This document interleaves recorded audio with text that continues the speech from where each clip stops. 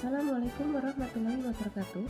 Bapak Ibu Guru Hebat, perkenankan saya Sulastri, calon guru penggerak angkatan 8 dari Kabupaten Banyuasin tahun 2023 akan memaparkan aksi nyata yang telah saya lakukan pada modul 1.4 Budaya Positif dengan fasilitator Ibu Nakti Dewita dan pengajar praktek Ibu Fitria Kusumaningsih. Berikut ini adalah rancangan tindakan untuk aksi nyata. Dan berikut ini adalah aksi nyata yang telah saya lakukan di SDN 19 Muara Padang pada tanggal 21 Juli 2023. Waalaikumsalam warahmatullahi wabarakatuh. Yang hormat Bapak Kepala Sekolah SDN 19 Muara Padang, Pak Hendriadi, dan kepada yang kami hormati Ibu Sulastri SPD selaku narasumber untuk kegiatan diseminasi hari ini, dan kepada Bapak Ibu Guru SDN 19 Muara Padang yang saya hormati. Syukur alhamdulillah pada kesempatan siang hari ini kita masih dianugerahi kemampuan sehat dan sehat sehingga kita bisa berkumpul di ruangan ini, insya Allah tanpa kurang suatu apapun. Salawat beriring salam semoga tetap terlimpahkan kepada junjungan kita Bapak Muhammad Sallallahu Alaihi Wasallam, dan semoga beliaulah yang tetap jadi suri tauladan bagi kita semua. Amin. Baiklah, pada kesempatan siang hari ini Ibu Sulastri SPD akan menyampaikan diseminasinya tentang bagaimana budaya positif, nanti akan beliau langsung sampaikan. Namun sebelumnya alangkah baiknya jika acara kita pada siang hari ini kita buka bersama dengan lafaz basmalah sehingga nanti acara yang kita lalui bisa berjalan dengan baik dan lancar. Mari sama-sama kita buka dengan lafaz basmalah. Bismillahirrahmanirrahim. Acara selanjutnya yaitu sambutan dari Bapak Kepala Sekolah. Kepada beliau kami persilakan.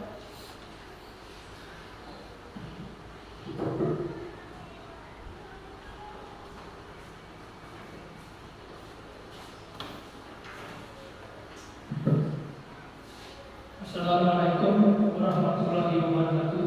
Waalaikumsalam warahmatullahi wabarakatuh. Puji dan syukur kita panjatkan kepada Allah Subhanahu wa taala. Salam dan salam disampaikan kepada junjungan kita Muhammad sallallahu alaihi wasallam, yang mana pada siang hari ini kita berkumpul bersama guna mendapatkan pembahasan dari Ibu Sulastri yang ikut dalam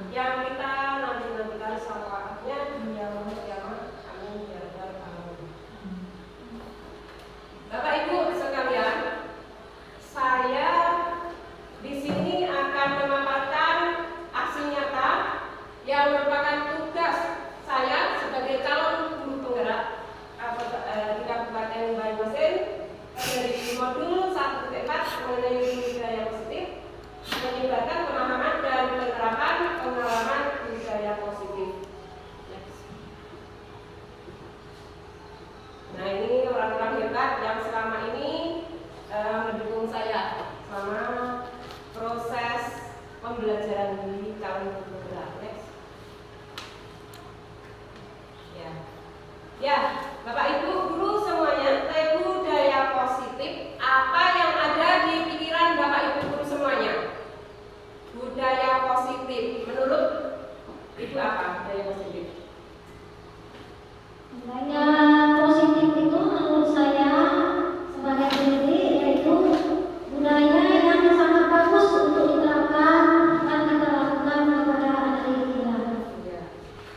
Terima kasih Ibu, bagus sekali. Ibu yang lain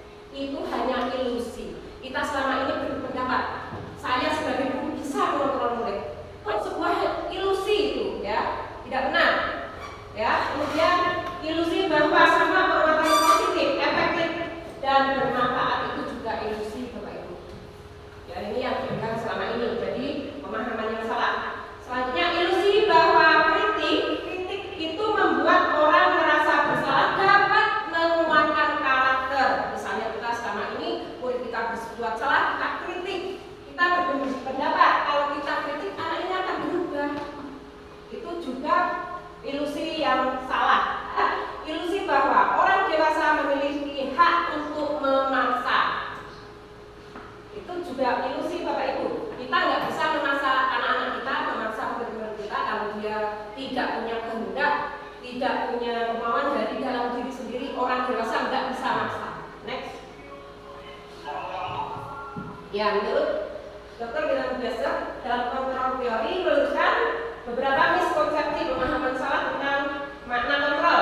Ya, ilusi guru mengontrol murid ini, kita tidak dapat memaksa murid untuk berbuat sesuatu jikalau murid tersebut memilih untuk melakukannya karena kemauan dia sendiri, bukan kita. Karena kita kontrol. Teori kontrol ini menyatakan bahwa semua perilaku memiliki tujuan, bahkan terhadap perilaku yang tidak disukai. Jadi kita orang dewasa maupun anak-anak, kita berperilaku semuanya punya tujuan Bapak Ibu. Baik perilaku yang positif maupun yang negatif itu semuanya ada tujuannya. Nanti kita berdalam di materi selanjutnya tentang kebutuhan manusia.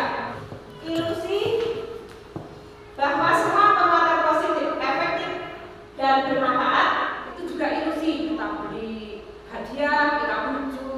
Nanti kalau kamu misalnya sama anak kita ya, kalau kamu belajar dengan tekun, nanti kalau naik kelas dapat ranking, ibu belikan ini sama anak kita misalnya di rumah, sama anak-anak di sekolah. Kalau kamu rajin belajar, tidak terlambat lagi, nanti ibu kasih hadiah ini. Itu juga cuma ilusi, bisa bertahan hanya untuk beberapa waktu, ya, hanya untuk beberapa waktu. Ketika murid menyadari ada kemungkinan untuk menolak atau malah ketergantungan, dia berbuat itu karena mendapat imbalan dari. Kalau dia sadar, dia akan menolak. Ada dua kemungkinan. Kemungkinan yang satu kalah ketergantungan sama reward tadi. Ilusi bahwa kritik membuat orang merasa bersalah dapat menguatkan karakter. Itu juga tidak benar. Menggunakan kritik dan rasa bersalah untuk mengontrol murid menuju pada identitas gagal. Jadi kalau kita mengkritik murid, padahal kita tujuannya supaya murid itu berubah Bapak Ibu ya. Ternyata kalau kita mengkritik murid itu, murid merasa gagal Bapak Ibu. Ya, merasa tidak berguna, merasa gagal gitu ya. Jadi tidak benar menguatkan karakter. Ya, malah sebaliknya bisa membuat mereka menjadi down. Ilusi bahwa orang dewasa memiliki hak untuk memaksa murid menuruti apa yang kita mau, itu juga ilusi. Kita memaksa anak-anak kita sesuai dengan keinginan yang kita mau, itu juga ilusi. Next. Oke, selanjutnya perubahan paradigma stimulus respon teori kontrol ke teori atau teori pilihan. Nah, di sini ada perubahan Bapak Ibu yang tadinya dari stimulus respon ya ke teori kontrol dari Dr. William Glasser. Siapa sesungguhnya yang memiliki kontrol? Yang pertama, kita mencoba mengubah orang agar berpandangan sama dengan kita. Kalau ini stimulus respon, tetapi menurut teori kontrol itu kita tidak bisa ya merubah orang itu. Kita berusaha memahami pandangan orang lain tentang kita. Kalau respon kita akan respon tadi, kita bisa merubah pandangan orang itu sama dengan kita. Tetapi kalau teori kontrol di sini, kita berusaha memahami pandangan orang lain tentang dunia. Yang selanjutnya, perilaku buruk dilihat sebagai satu kesalahan. Kalau pada stimulus respon, di teori kontrol ini semua perilaku mempunyai tujuan Bapak Ibu, baik perilaku buruk maupun perilaku yang terpuji, semua ada tujuannya. Jadi semua kita ini semuanya mempunyai tujuan. Berperilaku buruk atau terpuji ada tujuannya.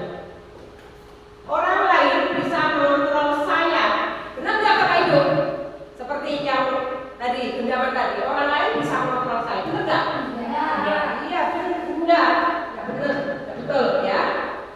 Ya, jadi Anda tidak bisa mengontrol orang lain. Orang lain hanya kita yang bisa mengontrol diri kita sendiri. Respon. Tapi pada teori kontrol, kita butuh kolaborasi dan konsensus menciptakan pilihan-pilihan baru.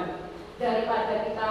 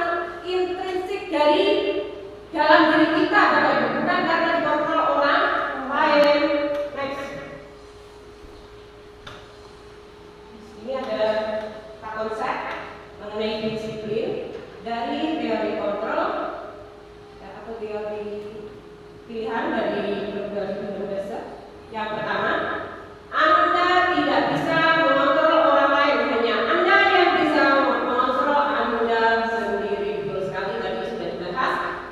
Makna disiplin belajar kontrol diri dengan menggali potensi agar tercapai tujuan mulia, yaitu sesuatu menjadi seseorang yang kita inginkan berdasarkan nilai-nilai yang kita hargai. Jadi kita disiplin diri karena kita menghargai diri kita sendiri, bukan karena orang lain. Selanjutnya, semua perilaku memiliki tujuan. Ya, teori motivasi yang pertama untuk menghindari hukuman. Nah, kita termasuk yang mana ini Bapak Ibu? Kita berperilaku, misalnya kita datang pagi, kita ikut membersihkan lingkungan sekolah. Kalau anak-anak ya, untuk menghindari hukuman, misalnya itu motivasi dari internal. Ya. Yang kedua, untuk mendapatkan imbalan, itu intrinsik ya, dari bukan kemauan diri sendiri. Misalnya, kamu nanti kemana ya? Kamu nanti kalau mendapatkan nilai 100, ibu belikan baju, misalnya. Anak termotivasi, tapi karena ada itu tadi, bukan dari dalam diri sendiri. Ketika nggak ada motivasi dari luar, belum tentu dia akan melakukannya, belajar dengan sungguh-sungguh. Selanjutnya, untuk menghargai diri sendiri. Ini yang penting Bapak Ibu ya.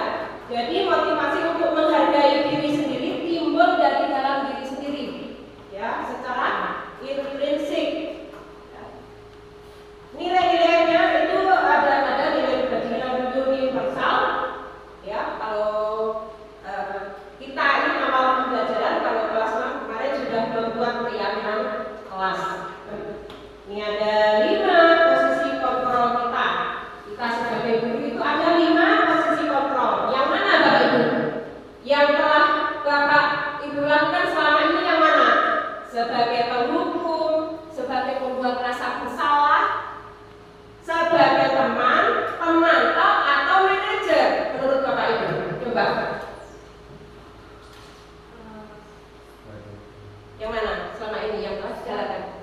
Kalau menurut saya selama ini ya, dari perjalanan saya menjadi guru, yang saya terapkan itu yang bagaimana masih menjadi teman. Teman, oke. Coba dari Bapaknya, Pak. Menurut Bapak selama ini yang mana yang telah Bapak terapkan? Menurut apa ya sudah saya anak-anak, jadi saya masih merasa sebagai penghukum,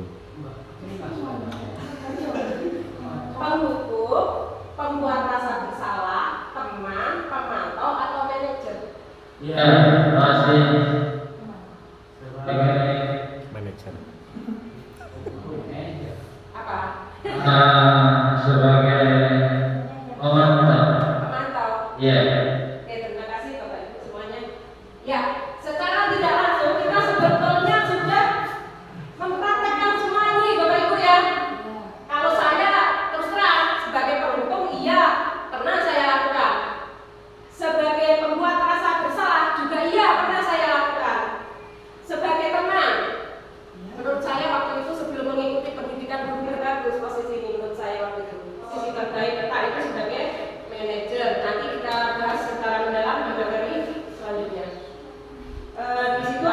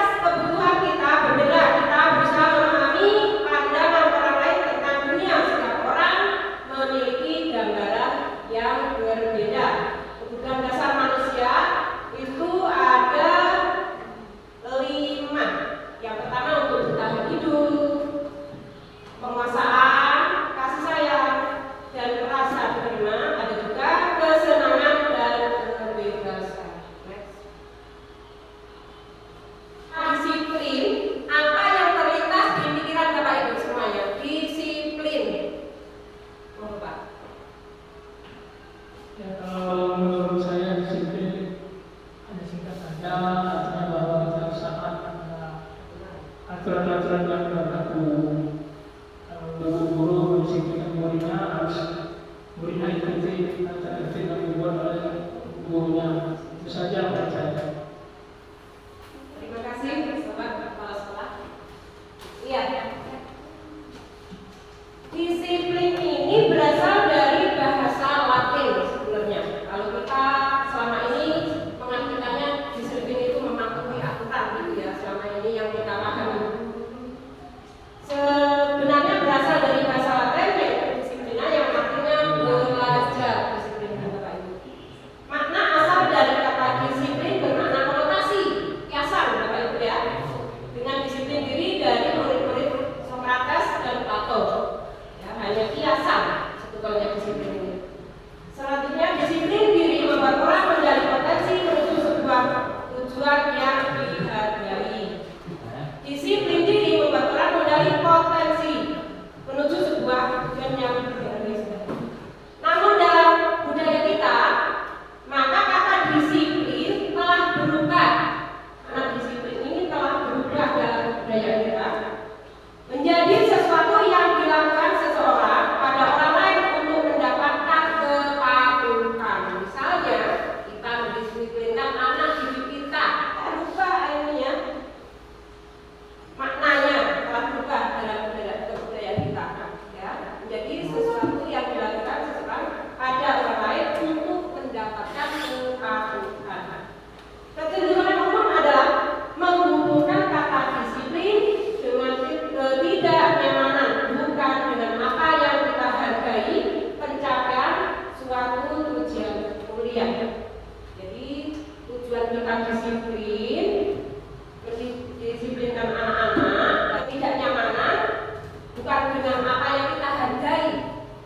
Ya, jadi anak merasa tidak nyaman. Oke, Bapak Ibu guru masih semangat? Masih. Alhamdulillah. Oke, kalau masih semangat kita tepuk semangat dulu biar konsentrasi. Bapak Ibu ya, tepuk 1, tepuk 2, tepuk 3, tepuk 4.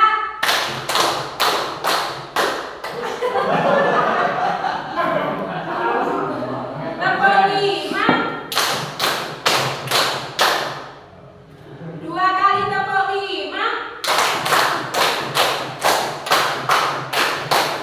Sip, sip, bagus sekali berarti konsentrasinya bagus sekali meskipun di jam ngantuk pulang sekolah Bapak Ibu ya. Oke guys. Nah, ini disiplin positif yang kita pelajari. Disiplin positif merupakan salah satu cara menerapkan disiplin yang bertujuan untuk menumbuhkan kesadaran serta memberdayakan peserta didik tanpa imbalan atau penghargaan karena ancaman atau hukuman. Ya, jadi tujuan disiplin positif itu bukan itu semua Bapak Ibu ya. Menurut Ki Hajar Dewantara maupun Bermusen ya, disiplin sebagai bentuk kontrol diri agar dapat mencapai suatu tujuan mulia. Ya, yang mengacu pada nilai-nilai kebajikan atau prinsip-prinsip mulia yang dianut seseorang yang kita namakan nilai kebajikan universal. Ini disiplin positif. Nah, kita sebagai pendidik Bapak Ibu ya, tujuan kita anak didik, kita berharap anak didik kita memiliki disiplin diri sehingga mereka berperilaku mengacu pada nilai-nilai kebajikan universal yang memiliki motivasi intrinsik dari dalam diri sendiri, bukan dari luar. Ya. Dalam berbagai ke arah yang lebih baik. Nilai kebajikan universal.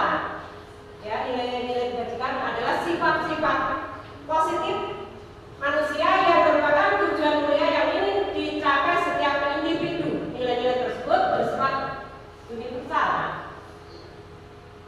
dan lintas bahasa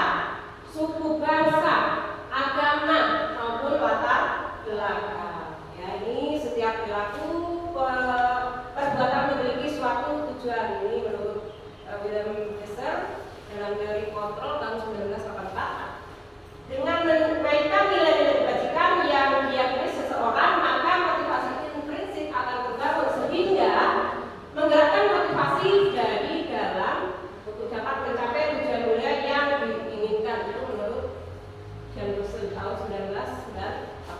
Kemudian nilai kebajikan yang ingin dicapai setiap anak Indonesia, ya kita sebagai guru tentu menanamkan nilai kebajikan kepada anak didik kita, ya, nilai-nilai kebajikan yang akan kita tanamkan kepada murid. Muaranya adalah menuju profil pelajar Pancasila, ya, yang itu di kurikulum Merdeka kita sudah kita pelajari pada anak, ya. Jadi muaranya ke profil pelajar Pancasila, yaitu yang pertama beriman, bertakwa kepada Tuhan yang Maha Esa dan berakhlak mulia, ada 6 dimensi. Yang kedua mandiri, yang ketiga bernalar kritis, yang keempat berkebinekaan global, yang kelima gotong royong, dan yang keenam kreatif. Oke, Bapak Ibu guru, supaya tidak ngantuk kita menyanyikan lagu pelajar Pancasila. Siap? Siap. Boleh. Ya, seperti itu masih kawan-kawannya. Siap Bu ya, Bapak Ibu? Siap.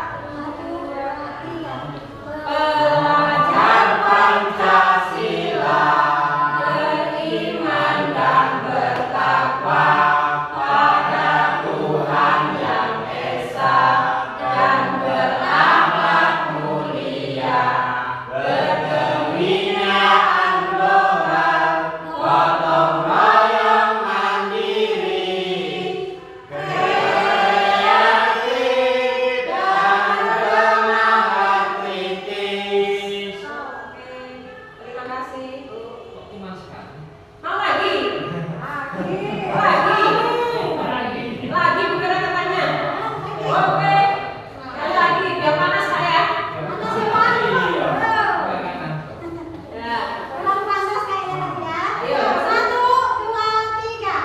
Pelajar Pancasila beriman dan bertakwa pada Tuhan yang Esa dan berakhlak mulia, berkebinekaan global, gotong royong mandiri, kreatif dan bernalar kritis. Alhamdulillah, semuanya masih berada.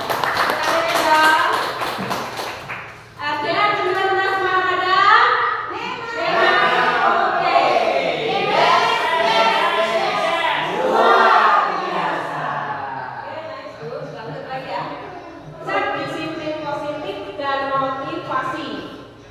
3 motivasi berlaku menurut John Russell itu untuk menghindari ketidaknyamanan atau hukuman. Ya, jadi ada 3 motivasi Bapak Ibu ya. Misalnya anak-anak kita, ya, melakukan sesuatu, misalnya datang tepat waktu, tidak telat, memakai seragam lengkap.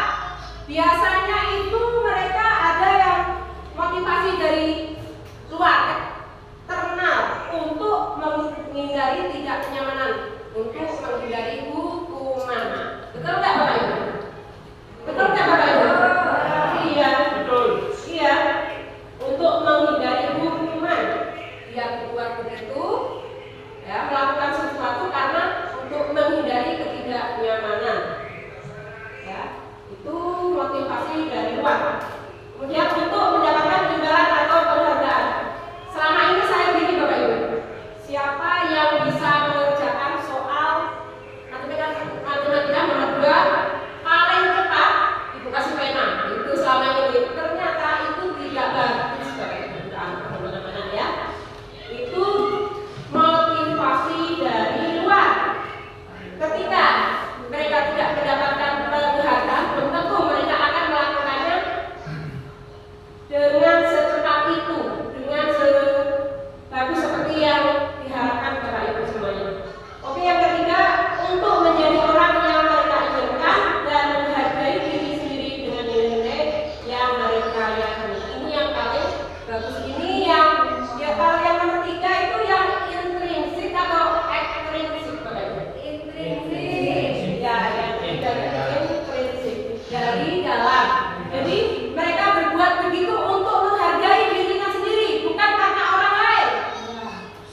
dia begitu untuk menghargai dirinya sendiri. Bukan dengan kita, Bapak Ibu ya, kita menjalankan tugas kewajiban kita bukan karena ingin mendapat pujian dari rekan guru lain, dari kepala sekolah, tapi karena ini sudah tanggung jawab kita. Jadi dari dalam diri kita, karena kita menghargai diri kita. Jadi karena bukan karena orang lain. Nilai-nilai kebajikan universal yaitu yang bersifat positif, manusia merupakan tujuan mulia yang ingin dicapai individu. Dengan menaikkan nilai kebajikan diyakini seseorang, maka motivasi intrinsik akan terbangun sehingga menggerakkan motivasi dari dalam kemudian nilai kebajikan pelajar. Murid kita tadi ada 5 sudah ya, yaitu yang bermuara pada ya,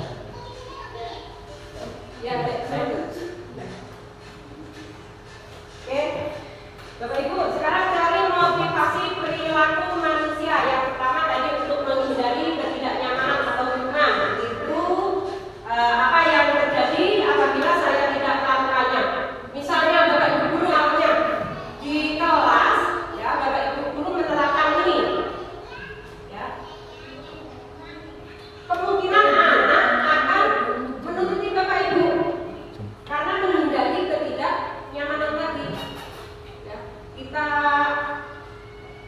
murid, ya murid itu kita suruh untuk disiplin waktu, menjalankan tugas atau apapun dia melakukannya, tapi hanya untuk menghindari hukuman. Itu motivasi eksternal yang juga untuk mendapatkan imbalan orang lain. Ini biasanya anak-anak ya, kalau orang dewasa kayaknya enggak lah ya. Kita itu termasuk motivasi eksternal. Ya. Apa yang akan saya dapatkan apabila saya melakukan ini? Dia berpikir, saya melakukan kerja bakti bersih-bersih, itu apa yang akan saya dapatkan? Mungkin dia ingin mendapat pujian, ya dari gurunya atau sebagainya. Yang selanjutnya untuk menghargai diri sendiri. Saya akan menjadi orang yang seperti yang apa yang saya lakukan. Itu motivasi internal. Oke, next. Merdeka. Menurut Ki Hajar Dewanto, merdeka itu artinya tidak hanya terlepas dari perintah, akan tetapi juga cakap dalam memerintah diri sendiri. Merdeka, kita biasa mendengar kata merdeka, Bapak Ibu ya. Merdeka kita juga diperintah lagi. Merdeka, padahal ya, merdeka itu tidak hanya terlepas dari perintah orang lain, kita juga ya cakap dalam memerintah diri sendiri. Timbul motivasi intrinsik dari dalam diri sendiri. Itulah yang diartikan merdeka, bukan merdeka sekedar. Lanjut. Dihukum oleh penghargaan. Nah, itu.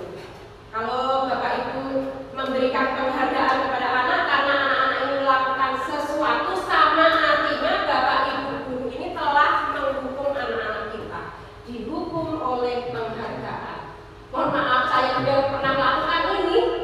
Sebetulnya setelah saya mengikuti pendidikan guru penggerak ini, ya penghargaan, reward, hadiah dan sebagainya itu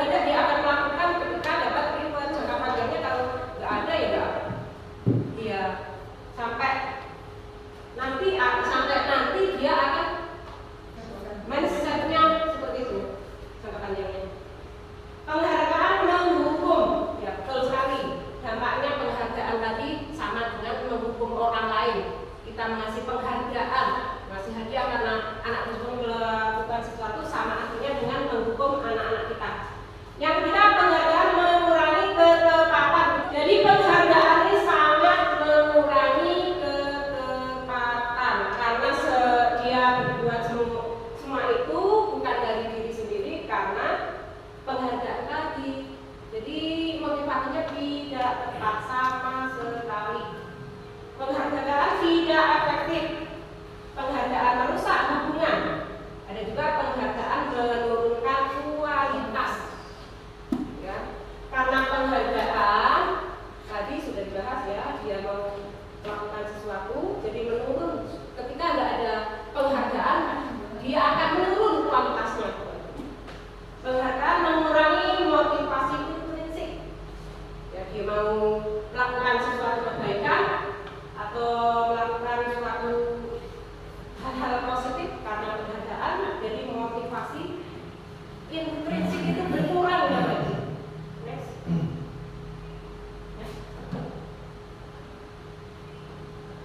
Bentuk program kebajikan apresiatif. Dalam memberikan apresiasi, pengakuan perlu diingat beberapa hal. Ya, yang pertama, beri pengakuan secara khusus kepada anak-anak kita. Jadi kalau nggak boleh memberikan penghargaan berupa reward, hadiah dan sebagainya, bagaimana anak yang berprestasi, anak yang menjalankan semua tugas kewajiban karena dari dorongan dari dalam, bagaimana kita mengapresiasinya? Kita apresiasi dengan memberikan pengakuan secara khusus kepada. Ya, misalnya pengakuan pujian lah, film bahasa kita, pujian secara khusus ya. Beri pengakuan secara pribadi. Bagus sekali, bagus. Kamu hari ini membantu kawanmu. Ya, anak pertama, anak baru yang masuk sekolah, kamu bantu hari ini bagus sekali misalnya. Beri pengakuan kepada semua murid bergantian. Ya. Selanjutnya, beri pengakuan secara konsisten, fokus pada proses. Fokus pada prosesnya. Contoh, ya. Kemarin saya perhatikan, kamu membantu kawanmu yang membutuhkan bantuan, membantu kawanmu yang jatuh dari sepeda, itu contoh. Ya. Nilai kebajikannya adalah rasa empati besar sekali, Bapak Ibu. Kemudian situasinya pada saat menolong murid baru di kelas kita, misalnya. Ya, tadi ada anak baru karena berbahan, murid kita sudah di sini menolong murid baru tersebut. Kemudian saya menghargai kepedulian pada saat kamu membantu teman-temanmu di kelompokmu. Saya sangat menghargai kepedulian kamu dalam membantu kawan-kawanmu di kelompokmu. Terima kasih untuk rasa tanggung jawab pada saat kamu memungut kertas-kertas yang diserahkan di kelas. Itu kita hargai dengan apresiasi dengan pujian-pujian tadi. Bapak Ibu, menurut Bapak Ibu ini yang pertama, mencatat 100 kali dalam buku kalimat saya tidak akan terlambat karena terlambat sekolah. Itu menurut Bapak Ibu konsekuensi atau hukuman? Apa Bapak Ibu? Iya, hukuman. Kemudian lari mengelilingi lapangan basket 2 kali karena terlambat hadir sekolah. Konsekuensi atau hukuman? Hukuman atau konsekuensi? Oke, karena tergantung dari pelajarannya. Murid diminta push up 15 kali karena tidak menggunakan masker ke sekolah. Hukuman atau konsekuensi? Hukuman. Menggantikan kertas teman yang telah dicoret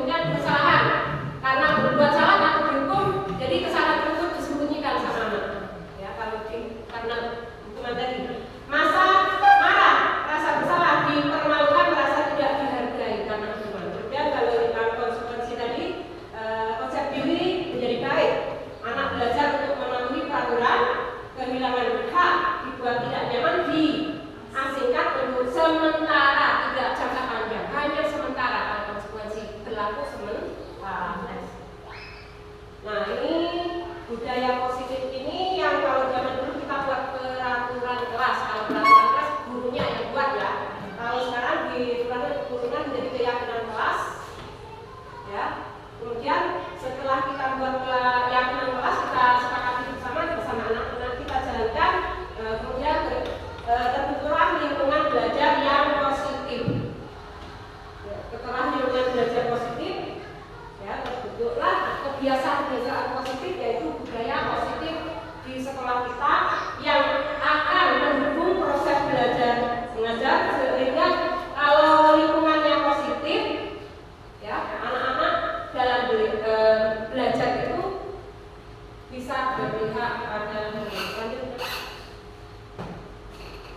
Kesepakatan kelas, Bapak Ibu yang A, B, atau C, Bapak Ibu yang berpada kesepakatan kelas.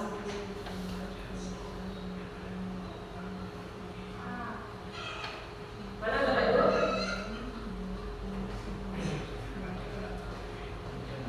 Yang mana? Apa tiganya? Untuk yang kesepakatan kelas mengatakan itu, yang kesepakatan kelas menurut saya kami guru dan murid saling menyayangi. Jadi nggak hanya muridnya aja yang disuruh-suruh, gurunya juga harus menyepakatinya. Iya. Terima kasih. Kalau menurut Bapak yang mana? Kalau menurut saya memang yang A, karena ada hubungan keterbaliknya dengan satu hal saja. Oke, terima kasih. Bapak Ibu guru yang lain gimana, sepakat atau punya pendapat lain? Kalau menurut Bapak Ibu, kami murid yang semangat dalam belajar, apa bukan kesepakatan? Kesepakatan. Kami murid yang peduli dengan teman-teman, apa bukan kesepakatan? Iya. Jadi semuanya termasuk kesepakatan. Oke lah. Nah, nanti kalau kita sudah membuat kesepakatan kelas, nanti pada tabel Y dan C itu akan, kalau pada tabel C itu ada terdengar seperti, ya, terlihat seperti, berperilaku seperti, ada coba next.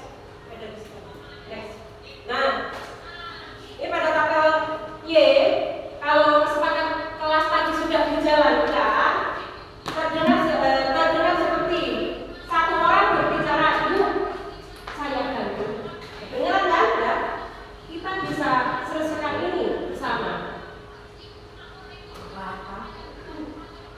Boleh saya pinjam dan sebagainya. Ya, terlihat, ya, berempati pada temannya, membantu. Itu enggak berempati, itu terlihat, ya, karena dia membantu, mendengarkan, berperilaku.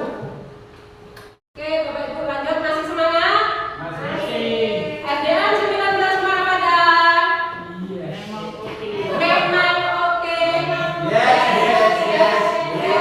Luar biasa.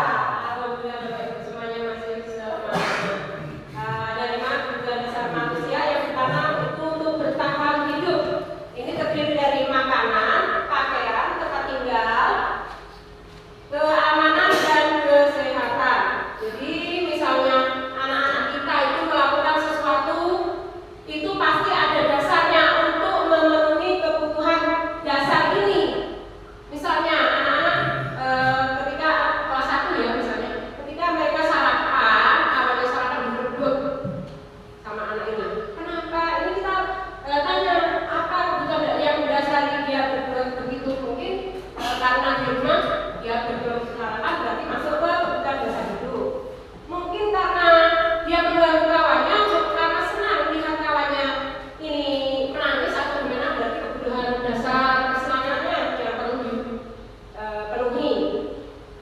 Mungkin supaya mendapat kasih sayang dari gurunya, supaya diperhatikan oleh gurunya, berarti kebutuhan kasih sayang yang belum terpenuhi. Ya, jadi kalau kasih sayang dan rasa diterima, rasa dipedulikan bagi kerjasama menjadi bagian dalam kelompok psikologis. Yang ketiga, penguasaan harga diri, keinginan itu dianggap menjadi penting, berprestasi dan diakui serta didengar. Ya, mereka butuh pengakuan, penguasaan, kebebasan. Misalnya saya bosan belajar di kelas terus, itu termasuk mereka membutuhkan kebebasan. Ya,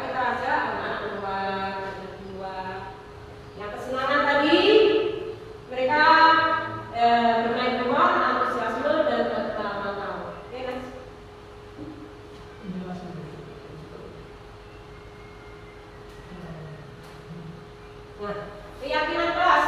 Bapak Ibu, ini tahun ajaran baru. Bapak Ibu guru semuanya sudah bikin keyakinan kelas apa belum? Sudah. Yang lain? Belum. Ya, setelah ini silakan Bapak Ibu guru buat keyakinan kelas nanti ya. Kenapa keyakinan kelas nih? Kelas 6 kemarin sudah buat keyakinan kelas. Jadi anak-anak menuliskan di situ keyakinan apa yang mereka yakini, dituliskan di situ. Tentu nanti bermacam-macam ya yang mereka tuliskan. Kemarin saya setiap anak suruh nulis 3, nanti saya merucutkan yang ini masuk ke sini di kelompok-kelompokkan. Jadi supaya mudah diingat itu dikerucutkan. Kalau anak kelas 6 kemarin menjadi berapa poin? Menjadi 5. Jadi mudah dihafal sehingga anak meyakininya dan melaksanakannya. Kenapa?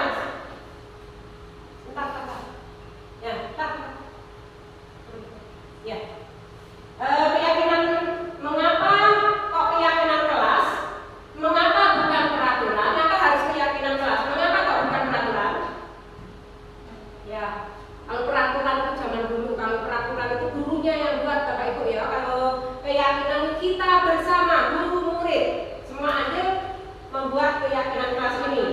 Ya, sehingga setelah sepakat ditandatangani di kelas 6 kemarin sudah bikin keyakinan kelas, ditandatangani. Setelah ditandatangani berarti mereka kan sepakat untuk menjalankan keyakinan. Ya, dibuat dalam pernyataan positif, nggak ada kata tidak boleh, nggak ada. Ya, kalau yang buat menjalankan tugas dengan tanggung jawab. Ya, tidak boleh mengajarkan itu kan negatif anak-anak Bapak Ibu ya. Tidak boleh itu negatif.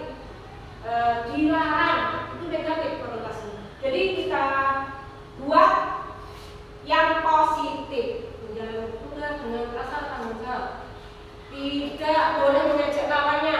Kita kan anak belum bisa merumuskan, kita rumuskan bareng-bareng menjadi saling menghormati, saling menghargai dan sebagainya Bapak Ibu ya. Sedikit saja agar mudah ingat ya, Bapak Ibu banyak-banyak Bapak Ibu, sedikit saja. Kemudian sesuai dengan kondisi kelas dan sekolah. Jadi setiap kelas itu berbeda kondisinya, mereka bisa tidak sama keyakinan kelas mereka ya Bapak Ibu ya. Kemudian semua warga sekolah dilibatkan saat membuat keyakinan ya. Jadi semua anak dilibatkan sehingga mereka nanti tahu konsekuensinya bila melanggar. Next. Yakin benar-benar Ya.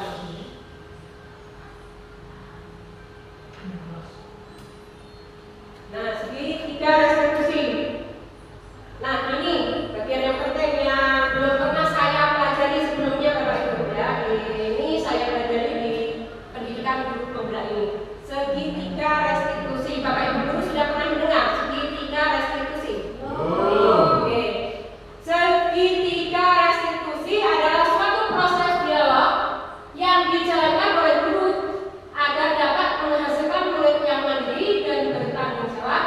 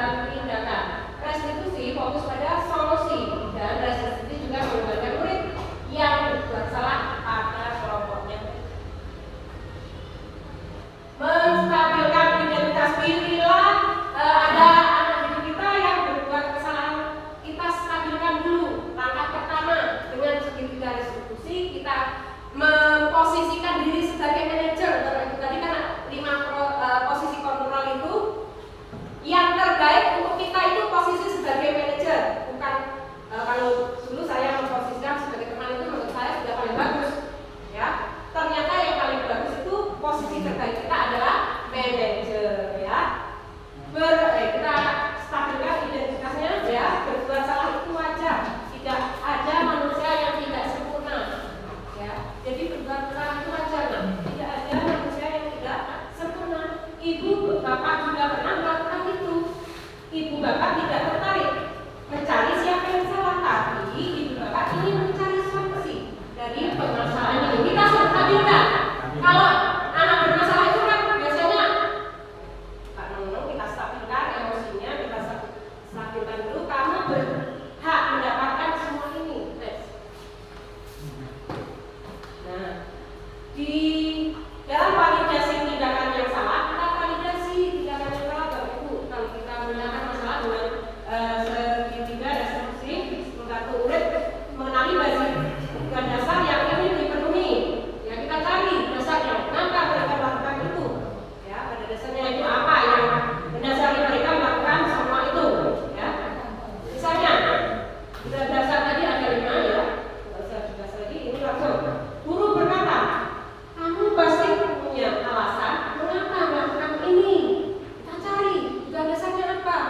Mereka melakukan semua ini. Yang kedua, padahal kamu bisa loh melakukan hal buruk daripada ini, tapi kamu tidak melakukan kan? Misalnya. Kemudian, kamu patut bangga karena ini sesuatu yang penting buat kamu. Next.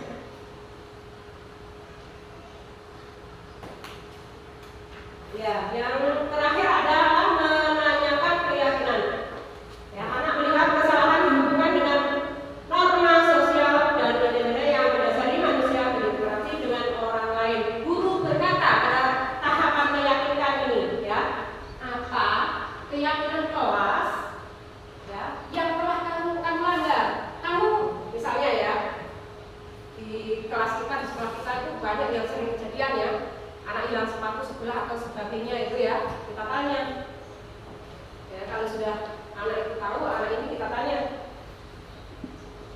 kamu masih ingat nggak dengan keyakinan kelas yang kita buat, yang telah kita sepakati? Tanya lagi, menurut kamu keyakinan kelas mana yang telah kamu langgar hari ini? Ya. Ya. Kemudian seperti apa gambaran kelas yang ideal? Kalau menurut kamu, seharusnya kamu harus berbuat apa? Kamu misalkan melakukan semua itu, kalau anak Islam jawab, ya, kamu ingin menjadi anak seperti apa? Seperti apa? Gitu misalnya, saya ingin menjadi anak yang lebih baik, menjadi anak yang bertanggung jawab. Jadi mereka memecahkan masalahnya sendiri, Bapak Ibu ya, di tahap restitusi ini. Mereka menemukan jalan sendiri memecahkan masalahnya sendiri. Oke, sampai sini ada yang mau bertanya, Bapak Ibu? Baiklah, saya ingin bertanya, kalau kita melakukan atau mewujudkan segitiga restitusi ya, dalam segitiga restitusi itu kita bertanya kepada anak didik kita itu, gimana kalau anak didik kita itu diam aja, nggak mau ngomong, nggak mau jawab kalau kita tanya, gimana solusinya? Oke, terima kasih Bu Mira. Bu Mira, bagaimana solusinya? Kita sudah menerapkan tahapan-tahapan dari restitusi. Setelah kita tanya, anak tersebut tidak mau menjawab. Kita tadi memposisikan diri sebagai manajer, Bapak Ibu ya. Kita turunkan posisi kita sebagai pemantau. Kita hanya boleh bergerak antara manajer dan pemantau, ya. Jadi kalau teman itu biasanya untuk TK, ya. TK kelas 1 itu sudah diajarkan ke pemantau, naik lagi level ke manajer. Jadi kita turunkan posisi kita posisikan kita sebagai manajer, kita tanya dengan cara tahapan segitiga restitusi, anak tidak mau jawab. Jadi kita posisikan turunkan level kita ke manajer. Ya. Oke, next. Sepatu lawan dengan segitiga restitusi, next.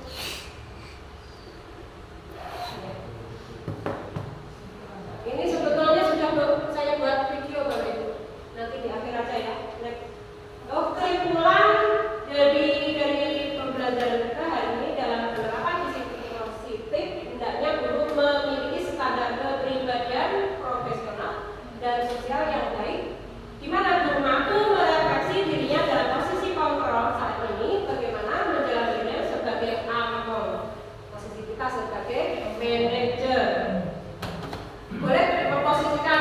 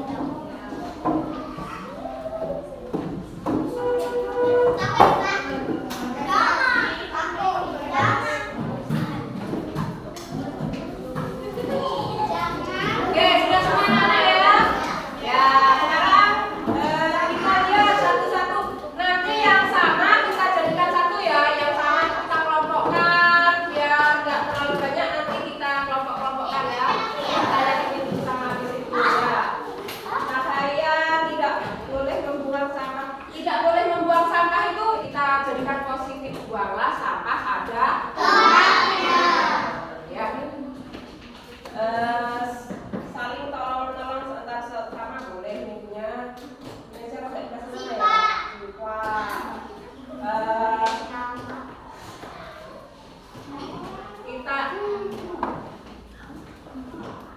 Kita ini anak ya punya sisi ya, saling tolong-menolong boleh. Satu, saling tolong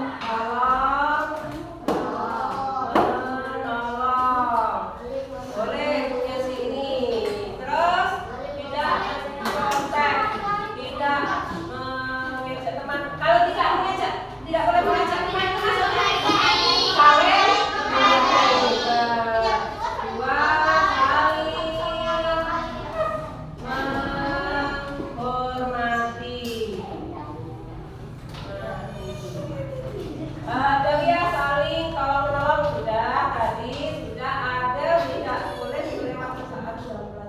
tidak boleh keluar. Ini maksudnya disiplin ya? Kalau menolong sudah ada. Kalau menolong, saling tidak boleh membuang sampah sembarangan. Kalau tidak boleh membuang sampah sembarangan itu gimana? Kita rumuskan buanglah sampah. Buang sampah pada tempatnya.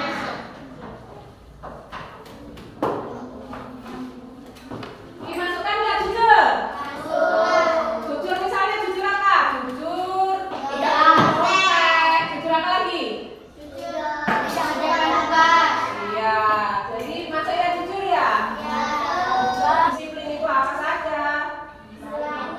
Banyak anak-anak ya. Disiplin dalam berpakaian. Ketika datang juga sesuai tepat waktu. Disiplin ya. Kesepakatan kelas yang kita telah rumuskan hari ini.